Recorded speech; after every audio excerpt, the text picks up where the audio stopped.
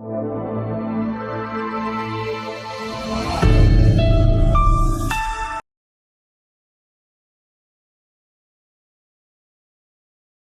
प्यारे बच्चों, कैसे हैं आप? आशा करती हूँ आप सभी अच्छे होंगे। तो बच्चों, आज हम शुरू करने जा रहे हैं वाणी पब्लिशर्स की हिंदी की भूमिका भाग 8। तो आइए बच्चों, अब हम शुरू करते हैं पाठ 4। पाठ 4 का शीर्षक है मशाल। रामवृक्ष वेनपुरी जी अपने भावात्मक निबंधों के लिए विशेष रूप से जाने जाते हैं। प्रस्तुत है उनके द्वारा लिखित एक निबंध। ये एक भावात्मक निबंध है। तो आइए शुरू करते हैं। मशाल ज्योति का प्रतीक, वह ज्योति जो हमारी मुट्ठी में हो। हाँ, मशाल मनुष्य को उस विजय की सूचना है जब उसने पंच प्रकृतियों क्षिति, जल, पावक, गगन, समीर में सबसे भयानक पावक यानी कि अग्नि पर अधिकार किया हो। उसे मुट्ठी में लिया और विधाता को चुनौती दी। विधाता को चुनौती, ओ विधाता, दिन बनाकर तुम्हें संतोष नहीं हुआ तो तुमने रात बनाई। प्रकाश तुम्हारे लिए काफ़ी नहीं था कि तुमने अंधकार बनाया। अंधकार बनाया और हमें उसमें भटकने, तड़पने, बिलबिलाने, चिल्लाने को छोड़ दिया। हम पुकारते रहे, तमसो माँ ज्योतिर्मय, और तुम कभी तारे की झिलमिल, चांद की चमक, बिजली की लुकछिप और जुगनू की लुकछिप के बहाने हम पर मुस्कुराते रहे, हंसते रहे, हो ठहाके मारते रहे। किंतु अब हमारे हाथ में यह मशाल है। आगे देखते हैं। मशाल ज्योति का प्रतीक, वह ज्योति जो हमारी मुट्ठी में हो। गैस और विद्युत की दुनिया में रहने रमने वालों, जरा अपनी कल्पना को पीछे ले जाओ, तब तुम्हें मशाल का महत्व पता पड़े। कल्पना करो उस जमाने की जब पहल मानव इस धराधाम पर अवतरित हुआ था। उसने देखी होगी उषा की लालिमा, पखेरुओं के कंठ से कंठ मिलाकर वह भी अभिनंदन कर उठा होगा। उसने देखा होगा दोपहरिया का दिपदिपाता प्रकाश पुंज। किसी वृक्ष की छाया तले बैठा वह एकटक उसे देखता और उसकी चकाचौंध से चमत्कृत होता रहा होगा। फिर उसने देखी होगी संध्या की वही लालिमा, वही पक्षियों का कलगान, लेकिन इस लालिमा को देखते ही देखते वह सहम उठा होगा। क्यों? क्योंकि रात आ रही है। रात यानी कि अंधकार की जननी। अंधकार कितना बड़ा आतंक उसके लिए था। वही अंधकार जब बाघ सिंह दहाड़ेंगे, दिग्गज चिंगाड़ेंगे, अजगर फुफकारेंगे, फिर यदि उस अंधकार में कभी आंधी, तूफान, झड़ी वर्षा का सामना हो गया, तब तो उसके लिए मानो प्रलय की घड़ी आ पहुंची। कल्पना करो वह उस समय कैसा थर-थर कांपता होगा। उसका छोटा सा प्राण उसकी विशाल मानवीय देह में किस तरह व्याकुल हो उठता होगा। अजी मनोवैज्ञानिक से पूछो, उस अंधकार युग का कितना आतंक अब तक बना हुआ है, और विद्युत की जगमग में रहने वाले जीवों आतंक अब तक बना हुआ है और न जाने कब तक बना रहेगा। हाँ, जरा अपनी कल्पना को पीछे ले जाओ, तब अपनी मुट्ठी की इस छोटी सी चीज की महत्ता समझ में आए। अंधकार ही तो नहीं, पंच प्रकृतियों में से सबसे प्रबल पावक भी क्या उसके लिए कम आतंक, कम विभीषिका का कारण रहा होगा। ज्येष्ठ बैसाख के प्रचंड सूर्य के ताप से तप्त किसी घने वृक्ष की छाया में बैठा वह अपनी ज्येष्ठ की दोपहरिया गंवा रहा होगा। शरीर पसीने से नहाया, नसें ढीली पड़ी, रह रहकर आंखें झिप जाती, लू हवा में मृग मरीचिका, नहीं मालूम होता असंख्य गेहुअन फन काड़े डोल रहे हों।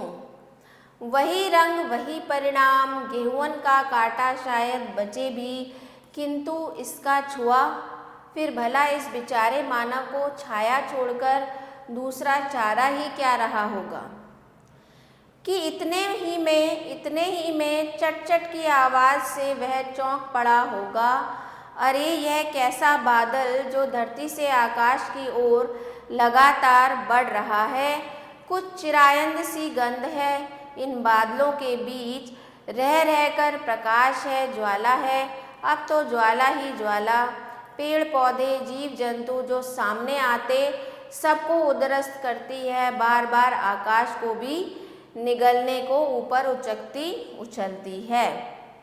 चट चट चट चट, धू धू धू, हा हा हूँ हूँ। समूची वनस्थली में भगदड़ मच गई है। सभी जीव जंतु प्राण लेकर भाग रहे हैं। हाथी, सिंह, बाघ, गाय, भेड़िए, भेड़, नेवले, सांप, बाज, बटेर सब भागे जा रहे हैं एक साथ। सबको अपनी जान की फिक्र है।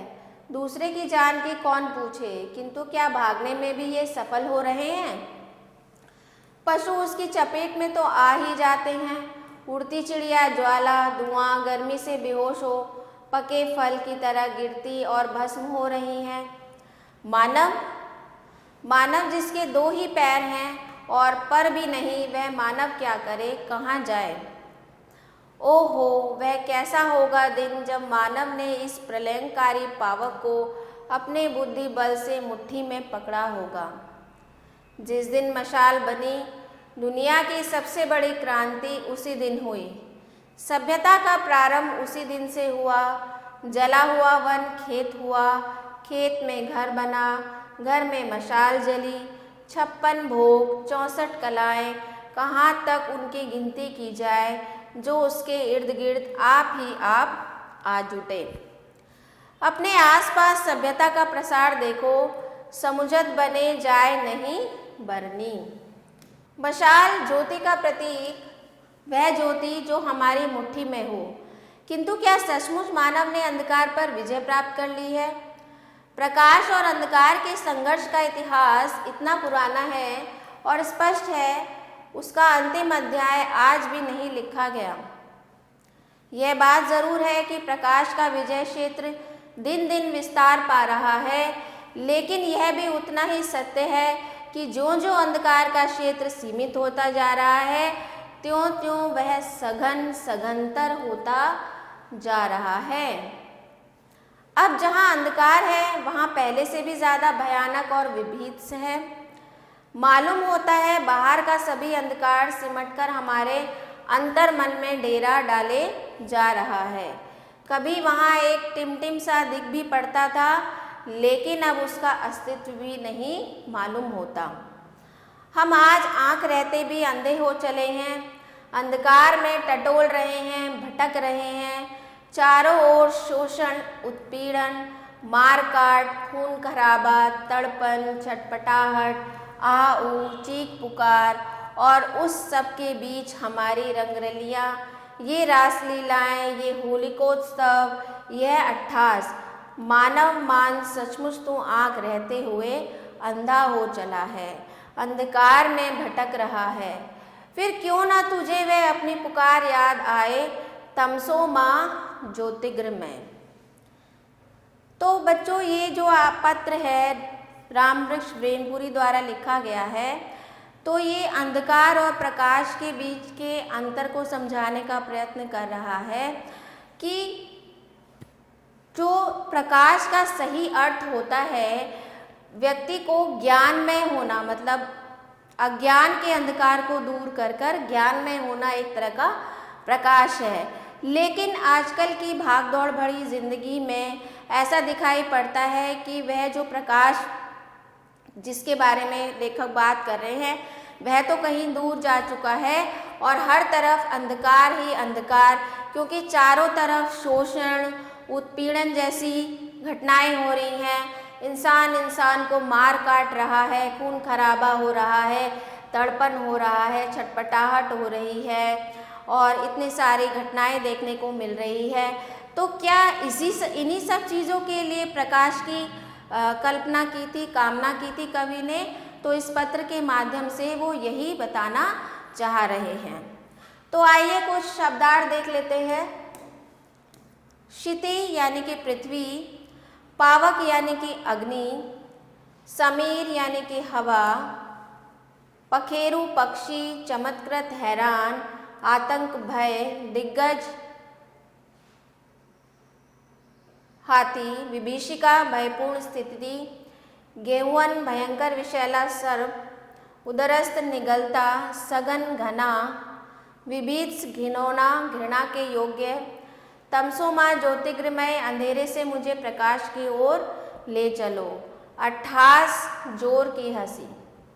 तो ये थे शब्दार्थ। आइए कुछ अभ्यास कार्य कर लेते हैं इसके। तो आइए कुछ अभ्यास कार्य कर लेते हैं। बहुविकल्पीय प्रश्न। पहला है, मशाल किस चीज़ की सूचना है? तो मशाल किस चीज़ की सूचना है? प्रकाश की। दूसरा है, रात की तुलना किससे की गई है? रात की तुलना किससे की गई है? अंधकार से की गई है। तीसरा है, अंधकार होने पर क्या हुआ? अंधकार होने पर क्या हुआ? वनस्थली में भगदड़ मच गई। अब रिक्त स्थानों की पूर्ति कीजिए। यहाँ पर वह ज्योति जो हमारी दिन भर कर तुम्हें, ये कविता में से आपको ये पंक्तियाँ पूर्ण करनी हैं। तो आगे देखते हैं अभ्यास कार्य। भाषा की बात देखिए। प्रस्तुत पाठ में से किन्हीं 5 शब्द युग्मों को ढूंढकर लिखिए। तो ये आपको कविता में से ढूंढने हैं।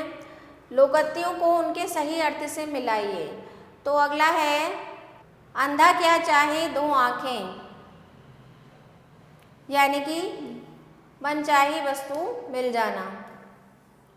आम के आम गुठलियों के दाम, एक काम के 2 लाभ, ऊँट के मुंह में जीरा, बड़े को थोड़ी वस्तु देना, एक अनार 100 बीमार, एक वस्तु के अनेक ग्राहक।